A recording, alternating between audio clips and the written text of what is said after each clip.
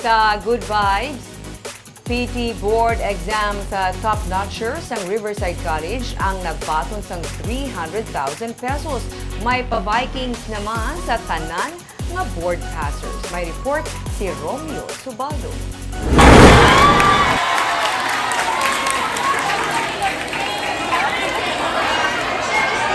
Halos na puno sa mga board passers, faculty, staff ag officials ang Vikings sa Riverside College kainas ang udto.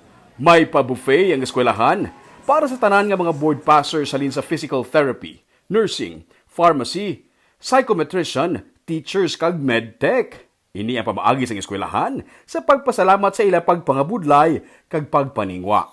Sunod sa presidente kag CEO sa Riverside nga si Samuel Lee, proud sila sa nangin resulta sa mga board exams. Ilabi na nga, rank 1 ang ilang estudyante sa physical therapy licensure examination. You reflect, I think, you reflect and practice and live the core value of Riverside College of excellence. And I think that's a core value that you should keep with you as part of your lifelong values to be successful with your life. Gani bilang pasalamat, nagbaton ang nag-rank 1 sa PT Board exams nga si Maria Angelica Faye de la Victoria sa San Carlos City sang 300,000 pesos. Ang eskwelahan man ang magagasto para sa iyang plane ticket kag hotel accommodation sa iyang oath-taking. Nagapasalamat siya sa tanan nga suporta sang eskwelahan. Sunod sa iya, handom niya lang ang makapasar sa board exams. Wala sa maglaom nga sa ang mangin rank 1. I was just praying gid nga after that exam nagabalay ko nga tani maka-average lang ko nga makapasar lang gid bala sa nga average. Pasar lagi ang gina-wish mo. Yes, after sang exam kay ang actual exam doka different gid siya sang amon mock boards, do hindi gid siya pareho. So new questions gid sa Sunod sa Dean sa College of Physical Therapy nga si Dr. Kim Hinko, initanan resulta sa pagpangabudlay sang estudyante, ilang mga ginikanan, teachers kag sang eskwelahan mismo.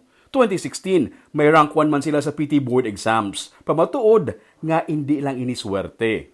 So now, most of our sessions are face-to-face. Review is face-to-face.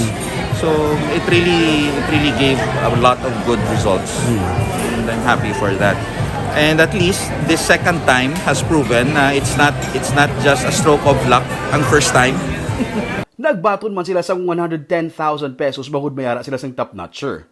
98.58% naman ang passing percentage sa nursing licensure exams. Pinakamataas nga percentage nga nakuha sa eskwelahan. Sunod sa kay Dean Joselito Murillo. This is the highest, sir. Highest gini siya nga Sa College of Nursing, yeah. naamon na yan siya nga naglabot sa amon ni 98%. Actually, sir, we believe in the process. No? Our process starts with the quality education for our students. And then, we're developing our students to become more adept for the board examinations and prepared for the board examinations. And we even give the program, the board enhancement program, free for the students. Bangod sa mataas nga passing percentage, nagbaton man sila sang 100,000 pesos. Magadepende na sa mga colleges kung paano ininila gastuhon ang padya. Ang ilaliwat kapag tililipon kay na, nagserbi nga victory party sang eskwelahan.